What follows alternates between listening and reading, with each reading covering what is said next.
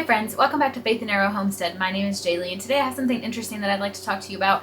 I have my heater on under my feet, so I really hope that's not making this audio obnoxious. I'm really cold and I don't want to turn it off. So Tom and I went and looked at a property, a house with some acreage, and we did not purchase it, so I'll go ahead and put that out there. This is not that video where I'm telling you that we're moving, but it's still really fun going to look at houses, and so I figured I would tell you about it. I got some footage of it, and it just so happens that it was actually really interesting.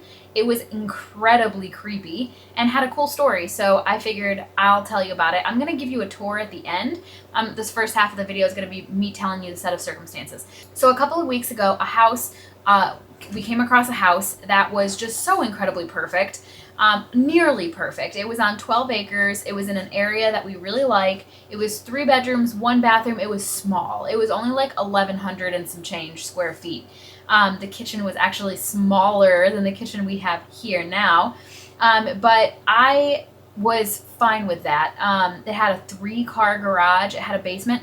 What we're looking for in a property is actually like, our requirements are very little. We want at least 5 acres. Really, I want more like 10, but 5 is as low as I'll go. Mostly because around here, that's the limit. You have to have at least 5 acres to have most animals. And so at least 5 acres, a basement, and a garage. That's it. Those are really the only requirements that we have. Everything else we've got wiggle room on. So this house met all those requirements, 12 acres. And so we contacted our realtors. It kind of came up out of the blue. And we were like, hey, we really want to go see this house immediately. And that same day, we found out that they had already accepted an offer. So we told our realtors, let us know if that offer falls through. It didn't. And that house sold. So that's not the house that I'm showing you. But it was interesting because it got me and Tom thinking. And we were kind of like, do we want to pursue this right now? Like, we weren't thinking that we were going to do any of that this year. Maybe the springtime we'd see where we were at. That's kind of where we were. It wasn't even on our radar. And so then a few days later, another house kind of came across for us. I was actually tagged in it on Facebook, which was really interesting. And the location was close to my parents, almost 8 acres. It was a 3-bedroom, 1-bathroom log cabin style home. I had never pictured myself in a log cabin style home before. I don't dislike them. I wouldn't say it's my favorite. But again, for the right property, I'd be willing to live in a log cabin style home. Like, that's not a deal breaker for me.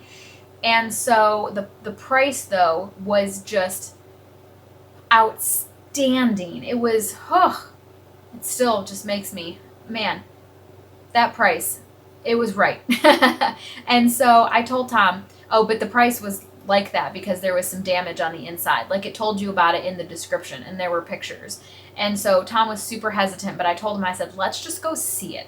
I said, if there's nothing else wrong with the house, I want to consider it, because the price was so good that through what we'd make selling this house, we would have been able to buy that house outright. And then obviously we still would have needed to do some repairs. Depending on what we could get for this house, we might have had a little bit of money to put towards the repairs, but at the very least, we'd take out a loan for the repairs, and it would still be us living mortgage-free. We'd be paying off the repairs, not the property. That whole concept made me so excited. Like, I love the idea of being mortgage-free. So we scheduled a viewing, and we went and saw it, and there wasn't anything else wrong with the house. The house was actually in amazing shape. The realtor even was like, the plumbing, the electrical looks amazing. The basement is dry, looks great. This looks great. And so I told Tom, I said, wow, I really think we should consider it. It had 2 accessory buildings on the property already. I would have immediately had somewhere to put my chickens. I just really, I felt so excited at the prospect. When we looked at the damage, it was bad. The damage was bad. What had happened was, and I'm not going to be able to explain this very well, they had tried to put in a chimney connecting to something in the basement. I'm unclear still on that, but they tried to put some sort of chimney structure up the side of the house themselves. They like DIY'd it, and they did a terrible job. And so the wood, because remember this is log cabin, all rotted away around that. And they did it in a corner. So like where logs met each other, they tried to put a chimney, so that had all rotted. And so then we were unclear, like what kind of price are we looking at to fix that? Like, because it's log cabin style and those are all long logs, do both of the two, where those two walls meet, do both of those walls need to be completely replaced? Or can you just cut that into that corner and somehow replace that? Like, is this a $50,000 job or is this a $100,000 job? Like, that made a big difference. So we were like, okay, well, we'll contact a contractor who's familiar with log cabin style build and we'll get a quote. We were having all of these conversations inside the house. And mind you, we looked at the accessory buildings. They were in the front. You actually passed the accessory buildings to get to the house. So we had not seen any of the land yet. So we come out of the house and we discussed this and I'm like, okay, I want to see the 8 acres.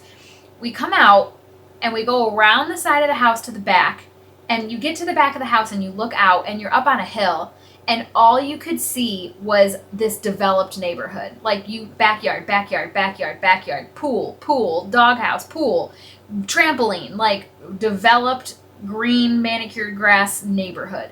And I'm like, Tom's standing there next to me and he goes, "This is our view?" And I was like, right? There was no backyard. The property didn't have a backyard. Like, the back of the house was just feet away from where this manicured neighborhood began. It was very bizarre. I've never seen a setup like that before. So then I'm like, where's the land? Where's the 8 acres? I start to worry that it's like a typo. And so then we're walking around, we keep walking around, and the contour of our property is following all the way back the contour of this neighborhood. And so then finally we get all the way to the other side of the house, and all the land is to the side. It runs, what is that? Perpendicular, I guess, to the house, all along the side. And it's all wooded. The only part of the property that wasn't wooded was the part that was right next to this manicured neighborhood. Very odd. And so I told Tom, I was like, no, this is not what I want. If I'm gonna live on 8 acres, I don't want any neighbors right next to me. Like, any of those first like 4 houses would be able to walk into their backyard and look straight up at us, our house, our backyard, anything we have there. And it just made me really sad. I want privacy. I don't want to be right at the back of a cookie cutter neighborhood.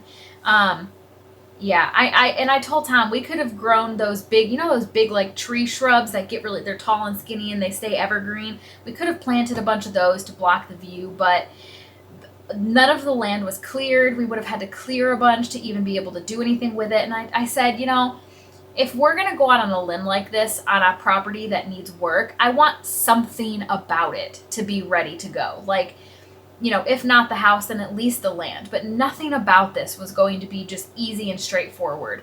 And that's okay if the property is right.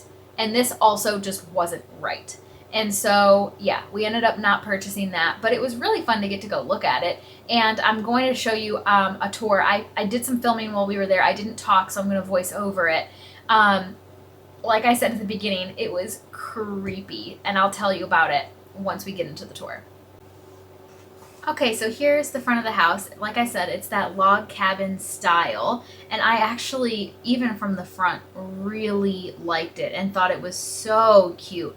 And you'll see here, it's difficult because the lighting kept changing, but this front patio, this front porch rather, was solid. Super cute. I love the wood. It was in great shape. So automatically, my hopes were actually really high walking into this house.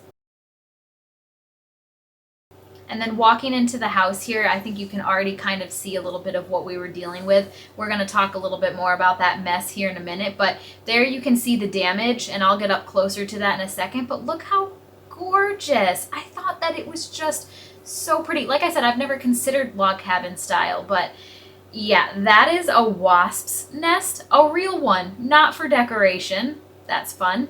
But yeah, here's that damage. This is where you can't really see the chimney. It's back behind the wood there, but just not great shape. turning here a little bit, you can see the upstairs. I actually thought that that was pretty cool. It was open, and that's the whole upstairs. There's bedrooms and everything up there, and I'll show you that in a minute, but it was actually pretty cool. All right, now here's the thing about this house, and you're going to start to see that here as we move into the kitchen. It had total like apocalyptic vibes because literally it looks like they just up and left very suddenly. Like you've got dishes in the sink. That refrigerator was still on. Mail on the counter all stacked up like that. So we think somebody died. We think the owner of this house must have died, and nobody ever did anything with it. Like no family came or anything. But it was just so creepy to be walking through somebody's life, like family pictures on the fridge. They still had like their dog and cat food. That's what's on the little shelf right there in front of that door. It was creepy. Now we're gonna go up the stairs here into the lofted upstairs area, and here I'm gonna turn, and you'll be able to see the view from the stairs. I mean, I'm not sure if you can tell from the video just how high those ceilings are. It's so beautiful. I really actually was quite enamored with it. So at the second story here, there are 2 bedrooms. The one to the left here, I think, is actually this bedroom here. I think this is the main bedroom where they were staying, I'm pretty sure. And again, I mean, so creepy. I thought this would be fun for kids. This little nook here is attached to that bedroom, the second bedroom that we're about to go look at. I bet kids would have a lot of fun with that. This is one of the other bedrooms here. There were all the stuff came with the house, and there were actually some things in there that were really nice, like that chest.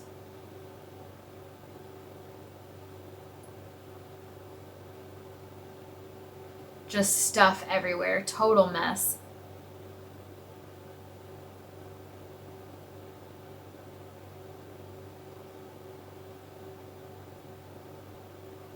Another view from upstairs there.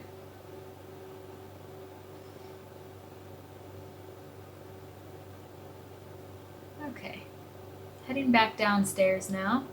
Obviously all those carpets would have needed to have been torn out.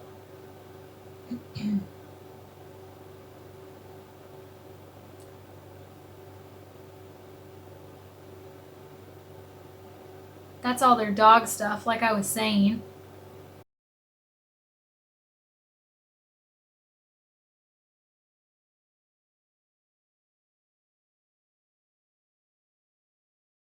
Yes, that said holy water up there. One bathroom in this house, and it definitely needed some updating, but it was fine.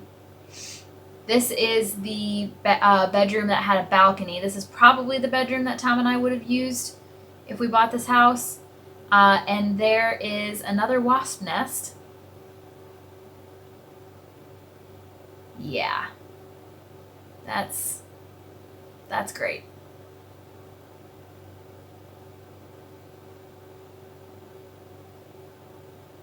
The balcony unfortunately needed work.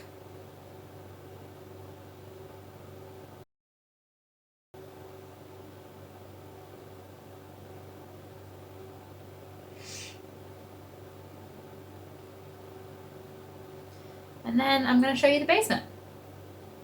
Look at this. Full of stuff. Just full of stuff.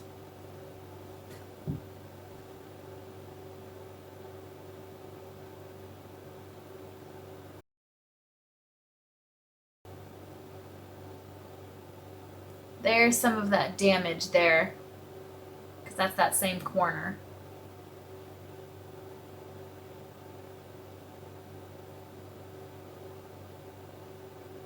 So, I mean, the damage does extend all the way down to the basement. But this basement was in great shape. I mean, really.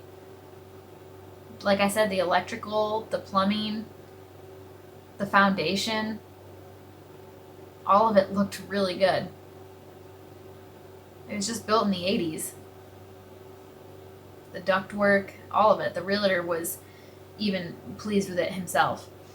And the basement, new washer and dryer. The basement was nice. I mean, it was big, and you can tell that they used it for food storage. They had this whole separate other room that they were using for food storage.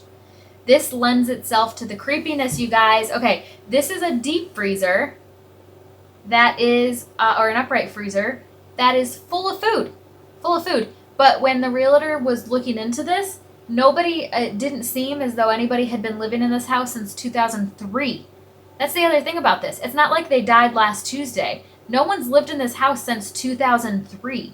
So every time I talk to people about this and show them this, they're like, oh, squatters, for sure.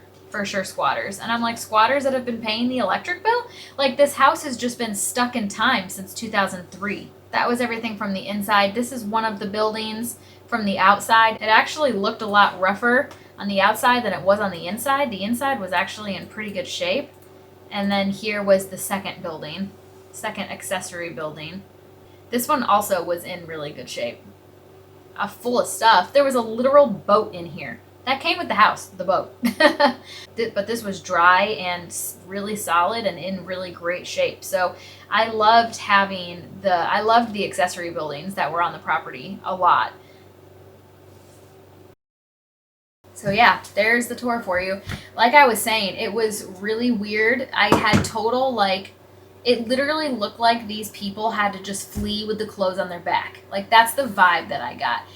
Auto pay set up with their electric company, drawing from their accounts for the past 21 years, keeping the lights on, and the freezer in the basement, keeping the food cold. There were pans on the stove and dishes in the sink and mail on the kitchen table, and it was just so freaky. Like, I don't know, I felt just so unsettled, not in like a weird ghosty way, but just in a like, what happened here kind of way, you know? But anyway, I really thought that it was a good opportunity financially, because that's the kind of like work that other people don't want to put in. I was not afraid of the work. Like, even the realtor was like, you do realize this is months of coming and cleaning and emptying this property out, the house, the buildings, getting everything out of here, figuring out what you want to do, because a lot of that stuff in there was nice. Like, there was a whole boat.